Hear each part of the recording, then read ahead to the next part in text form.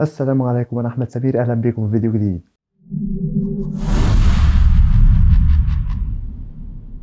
النهاردة حل عرض ماندي نايت رو، بس قبل ما نبدأ عايزك تشترك في القناة لو مش مشترك وتعمل لايك للفيديو. وخلينا نبدأ. افتتح عرض الرو بذا جاجمنت داي، دخلوا الحلبة واتكلم فين بالر وقال إن ذا كريد براذرز انتوا أحسنتوا إن انتوا وصلتوا عن طريق مباراة الجانتلت ماتش إن انتوا تبقوا رقم واحد في المنافسين على ألقاب التكتيم. دي بيعتبر المفروض ان دي افضل ليله ليكوا. ودي المفروض يعني هتكون اكتر مباراه مهمه في الكارير بتاعكوا كله. بس بالنسبه لنا احنا كجاجمنت داي عادي، زيه زي اي يوم تاني، لان احنا كده هنكسب ومحدش هيقدر يغلبنا.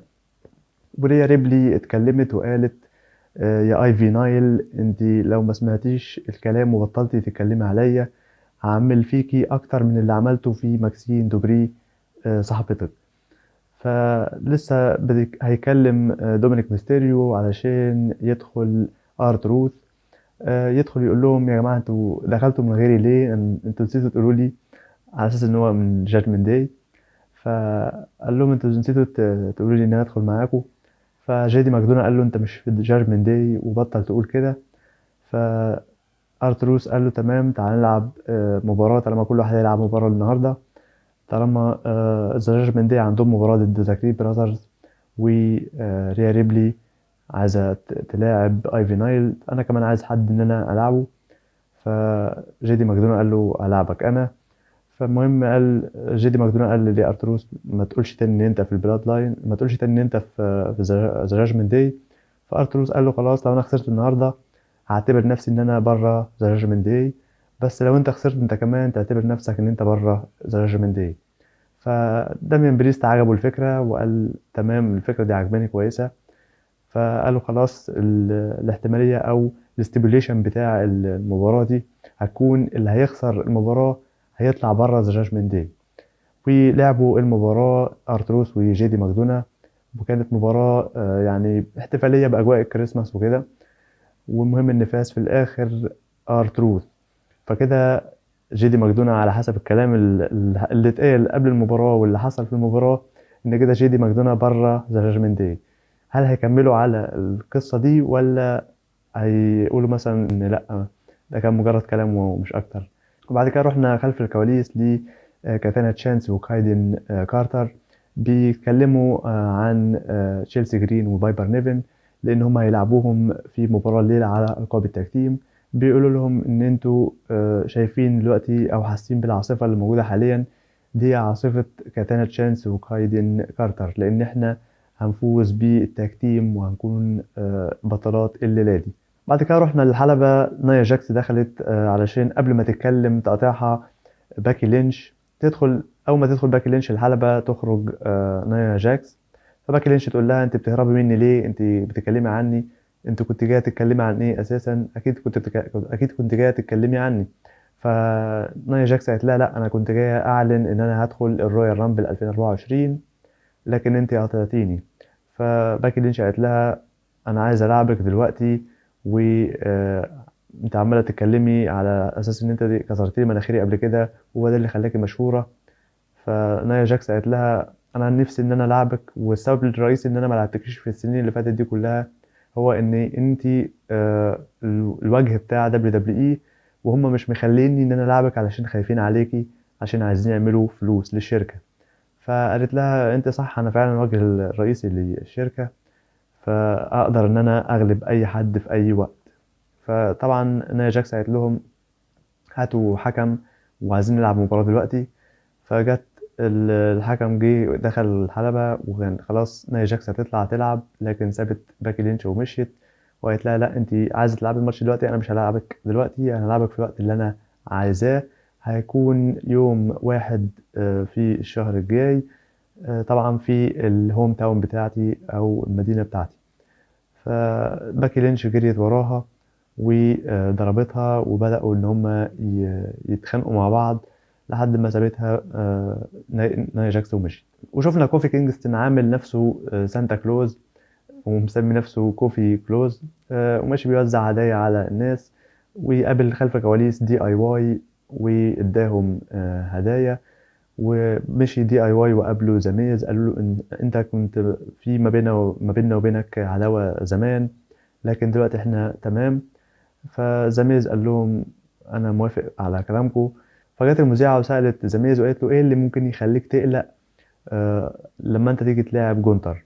قال لها انا مش انا اللي اقلق، هو اللي يقلق، لان انا لعبته كذا مره، وهو ما حصلش في تاريخ جونتر خالص ان هو فقد الثقه في نفسه وفريقه الا لما انا كنت بلعبه. ولو انا اللي فقد الثقه، هو ليه عامل اللي هو الاستيبيوليشن ان انا لو خسرت المباراه دي ما لعبوش تاني على اللقب؟ فمين هو اللي قلقان؟ هو اللي قلقان مش انا. وسابها ومشي. وبعد كده دخل لي الحلبة زميز ودخل جونتر علشان يلعبوا المباراة بينهم على لقب القارات. وكانت مباراة ممتازة بصراحة، جونتر كالعادة بيقدم أداء ممتاز في الحلبة. عمل ماتش كويس جدا جونتر بصراحة، وفاز في النهاية في المباراة واحتفظ باللقب بتاعه. وبكده زميز مش هيقدر يلعب على لقب القارات طول ما جونتر هو البطل بتاع الحزام. بعد كده رحنا خلف الكواليس لجونتر ماشي ويقابل امبيريوم جوفاني فينشي ولودفيج كايزر، ويقولوا له ألف مبروك على إن أنت المباراة الرائعة دي، وأنت تستحق إن أنت فعلا تحافظ على اللقب.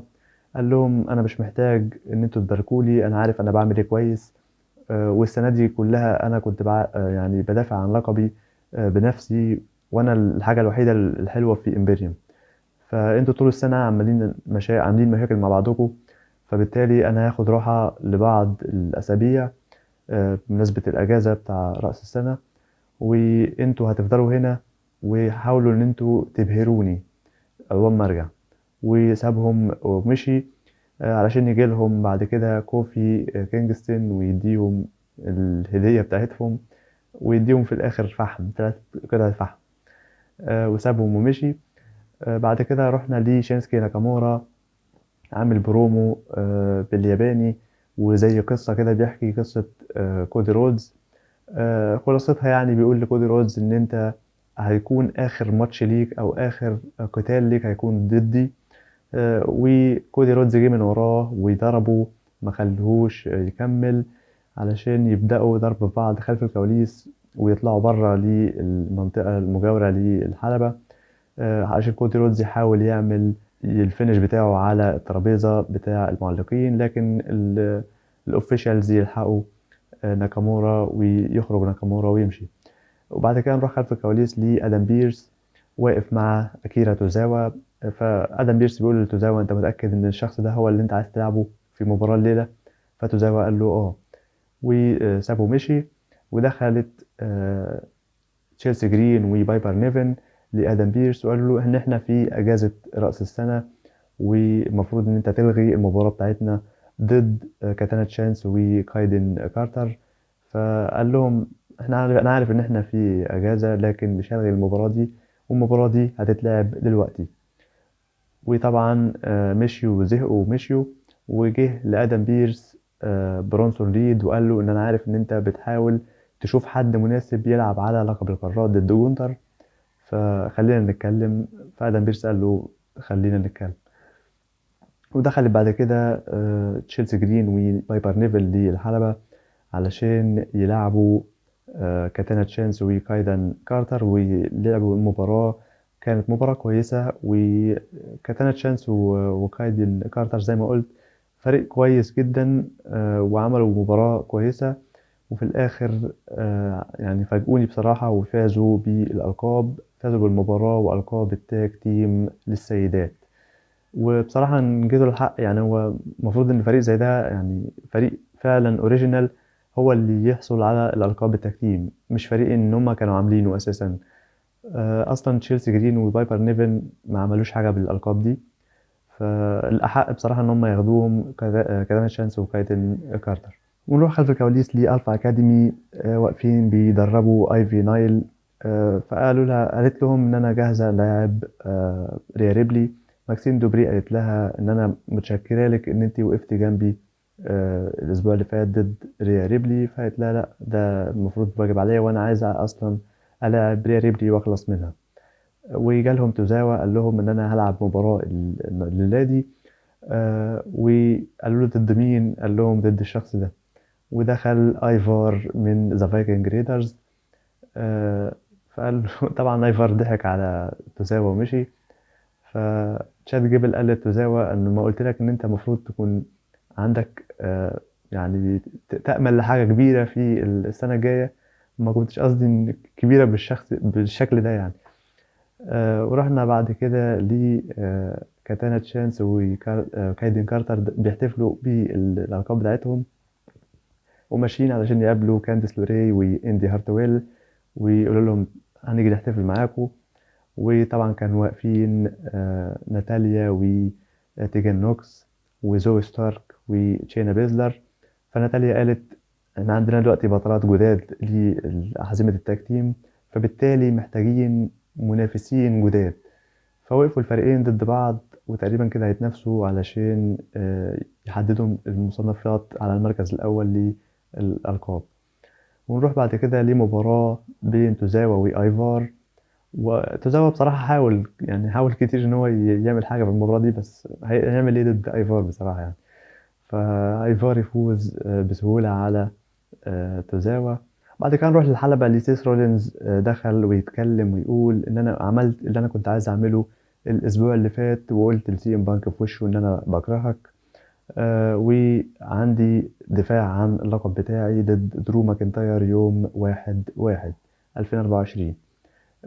فجاب سيرة درو ماكنتاير. فدرو ماكنتاير دخل واتكلم مع سيس رولينز وقال له أنا بحترمك لأن أنت مش زي باقي الناس أو المصارعين اللي موجودين. أول ما شافوا سي ام بانك راحوا جري ويبوسوا إيده. فأنا بحترمك إن أنت فعلا قلت اللي أنت كنت عايز تقوله واللي أنت حسيت بيه. فعايز ان انا قبل ما العبك على البطولة دي عايز اشرح لك ليه ان انا محتاج البطولة دي، مش بس ان انا عايزها وخلاص. قال له ان انا طبعا انت في اجازة ومفروض انت بطل وبتسيب الشغل بتاعك وبتروح ترتاح مع عيلتك. لكن انا طبعا على درو ماكنتاير قال ان انا مش من هنا، فبالتالي سايب عيلتي كلها في اسكتلندا وقاعد هنا في امريكا علشان احقق حلم بتاعي. بقالي 16 سنة هنا، وكل ما ارجع لهم كل فترة الاقي والدي كبر ووالدتي كبرت، حتى لو هم عيانين ما بلحقش اقعد معاهم وما بعرفش اقعد معاهم. ففضلت ماشي ورا الحلم بتاعي ورا الكارير بتاعي لحد ما فجأة لقيتهم توفوا. فبالتالي انا محتاج ان انا اخد البطولة دي علشان اثبت لنفسي ان انا اللي سبته مع اهلي كل ده، والوقت اللي سبته مع اهلي كل ده كان يستحق فعلا ان انا اسيبه وامشي ورا الحلم بتاعي. فسيث رولينز قال له انا الكلام اللي انت بتقوله كويس وبحترمك عليه وكل حاجة، لكن مش قادر اصدقك لان كلامك بتقول كلام وبتعمل افعال تانية. فانا مشفق عليك لان انت العدو الوحيد اللي مخلي درو ماكنتاير ما يفوزش بيه اللقب هو درو ماكنتاير نفسه. لان انت يعني بتعمل حاجة وما بتتحملش مسؤولية افعالك. فيسيبوا سيس رولينز ويمشي عشان درو ماكنتاير ينزل يضرب سيس رولينز ويقول له انت اخر واحد ان انا محتاج حد يشفق عليا. وضربوا درو ماكنتاير ومشي.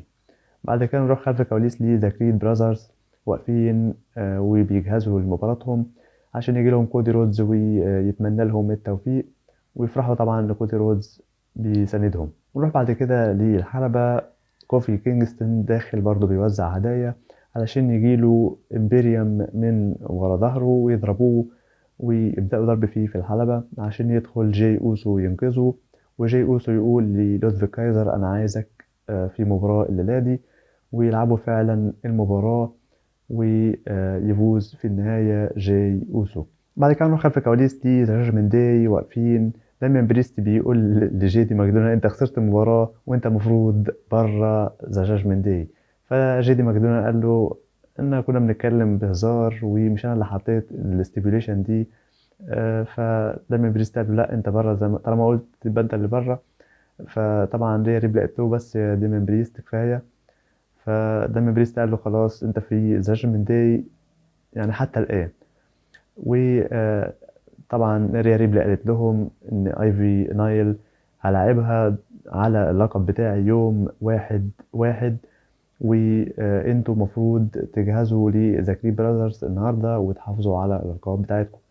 فطبعا داميان بريست وفين بالر قالوا له احنا هنحافظ ما تقلقيش، ومشيوا للحلبة وأعلنوا المباريات دي هتكون في داي 1.